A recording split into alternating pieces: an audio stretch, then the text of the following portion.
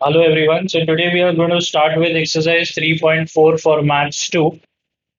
तो पहला क्वेश्चन ये है कि यहाँ पे डायग्राम दिया है और डायग्राम में दिया है कि point A is on the bisector of angle X Y Z. तो एक्स वाई जेड जो एंगल है उसका बाइसेक्टर है Y A. If A X is equal to 2 then find A Z. तो ये हमने थियरम पढ़ा है, एंगल बाइसेक्टर थ्योरम।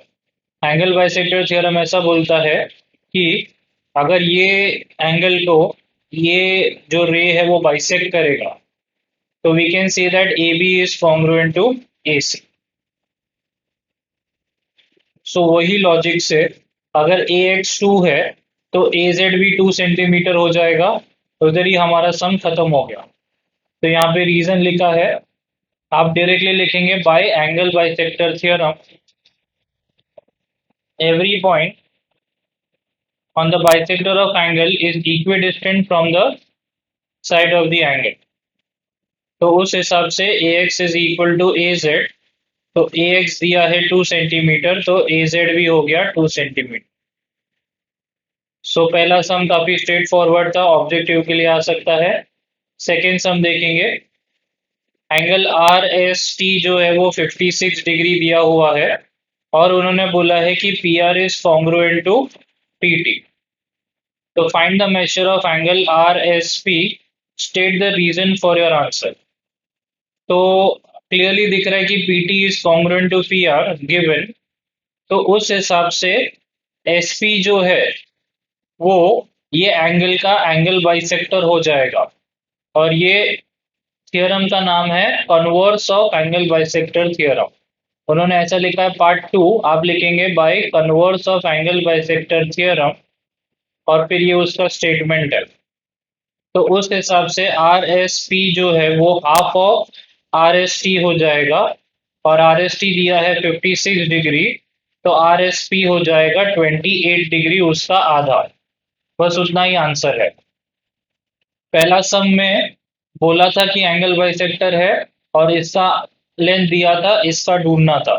तो जो इसका लेंथ होता है वही इसका लेंथ होगा बाय एंगल बाइसेक्टर थ्योरम।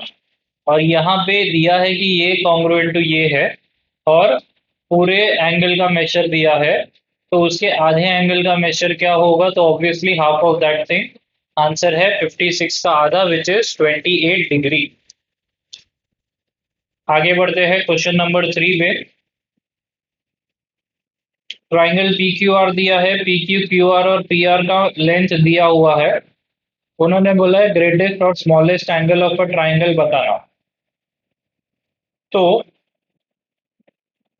मैं आपको एक और प्रॉपर्टी बता देता हूँ कि अगर ट्राइंगल के तीनों साइड दिए हुए हैं तो जो साइड सबसे बड़ा होता है उसके सामने वाला एंगल सबसे बड़ा होगा। ये प्रॉपर्टी है कि side opposite to largest side is the biggest. तो क्लियरली ये जो क्यू आर है वो लार्जेस्ट साइड है। तो ग्रेटेस्ट एंगल कौन सा होगा, क्यू आर के सामने वाला।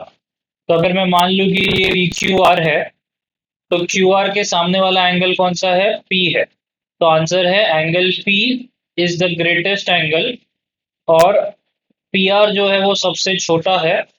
तो पी आर के सामने कौन सा एंगल है, क्यू एंगल। तो angle P is the largest या the greatest angle and angle Q is the smallest angle. तो यहाँ पे 3 लेटर नेम लिखा है, पी को हम क्यू पी आर भी तो बुला सकते हैं और क्यू को हम पी क्यू आर एंगल बुला सकते हैं।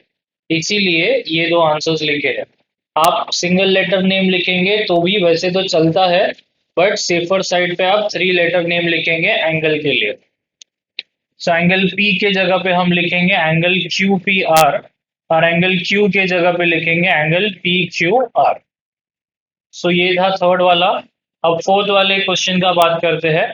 फोर्थ वाले में दिया है कि एंगल एफ 80 डिग्री है, एंगल आर जो है वो सॉरी एंगल ए जो है वो 40 डिग्री है।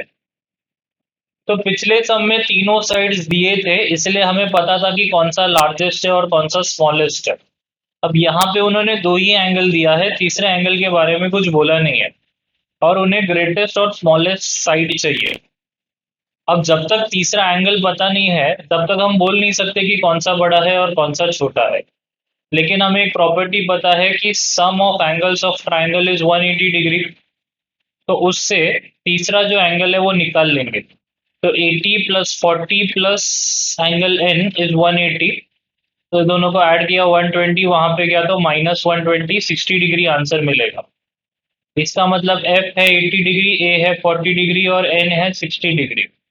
मतलब सबसे बड़ा एंगल जो है वो एंगल एफ है। तो अगर मैं ट्राइंगल बनाऊं एफ ए एन करके, तो एफ के सामने कौन सा साइड है, ए एन साइड है। इसका मतलब ए एन जो है वो ग्रेटेस्ट साइड होगा, और ए के सामने कौन सा साइड है, एफ एन। तो एफ एन जो है वो स्मॉलेस्ट साइड होगा। इसीलिए हमारा आंसर है ए एन और एफ एन, क्योंकि ग्रेटेस्ट एंगल एफ है उसके सामने ए एन आता है, स्मॉलेस्ट एंगल ए है उसके सामने एफ एन आता है। So that's it for question number 4। Moving on to the next question which is question number 5। Question number 5 में बोला है prove that equilateral triangle is equiangular. अभी हमें पता है कि इक्विलैटरल ट्राइंगल के तीनों साइड जो है वो कॉन्ग्रुएंट होते हैं। अब हमें प्रूव करना है कि उसके तीनों एंगल्स भी एक दूसरे से कॉन्ग्रुएंट है।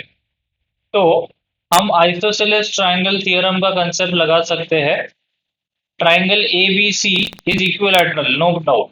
तो ए बी सी आइसोसेलेस भी तो हुआ क्योंकि उसके दो साइड भी तो कॉन्ग्रुएंट है। तो अगर मैं ए बी और ए सी को कंसिडर करूं, तो ए बी के सामने वाला ये एंगल होगा और ए सी के सामने ये एंगल होगा। तो ये दोनों एक दूसरे से कॉन्ग्रुएंट हो जाएंगे। अगर हम ए बी और बी सी को कंसिडर करें जैसे यहाँ पे कंसिडर किया है, तो ए बी के सामने सी है और बी सी के सामने ए है। तो सी और ए कॉन्ग्रुएंट हो गए। और अगर ए बी और ए सी कंसिडर करें, तो ए बी के सामने सी वाला और ए सी के सामने ये वाला, तो ये इससे कॉन्ग्रुएंट है, ये इससे भी कॉन्ग्रुएंट है। इसका मतलब ये दोनों भी तो कॉन्ग्रुएंट होंगे। इसका मतलब तीनों एक दूसरे से कॉन्ग्रुएंट है और यही हमारा प्रूफ है। मैं आपको वापस बता देता हूँ, समरी दे देता हूँ। ट्राइंगल ए बी सी इन्होंने बोला है इक्विलैटरल है, तो हम कंसिडर करेंगे आइसोसेलेस ट्राइंगल थ्योरम यहाँ पे। क्योंकि ट्राइंगल ए बी सी में A B is congruent to B C, तो ए बी के सामने वाला angle will be congruent to B C के सामने वाला एंगल। तो उससे हमें ए और सी कॉन्ग्रुएंट मिल गए। फिर हमने वापस ए बी सी में इस बार ए बी और ए सी को कॉन्ग्रुएंट पकड़ा, तो सी और बी कॉन्ग्रुएंट मिल गए। तो सी ए से कॉन्ग्रुएंट है, सी बी से कॉन्ग्रुएंट है, तो ए और बी भी एक दूसरे से कॉन्ग्रुएंट हो जाएंगे। इसका मतलब तीनों एक दूसरे से कॉन्ग्रुएंट हो जाएंगे, और इसके लिए वो ट्राइंगल जो है वो इक्वी एंगुलर ट्राइंगल है। अब इसके बचे हुए सम नेक्स्ट वीडियो में करेंगे। फिलहाल के लिए आप ये 5 सम्स को अच्छे से सॉल्व करेंगे।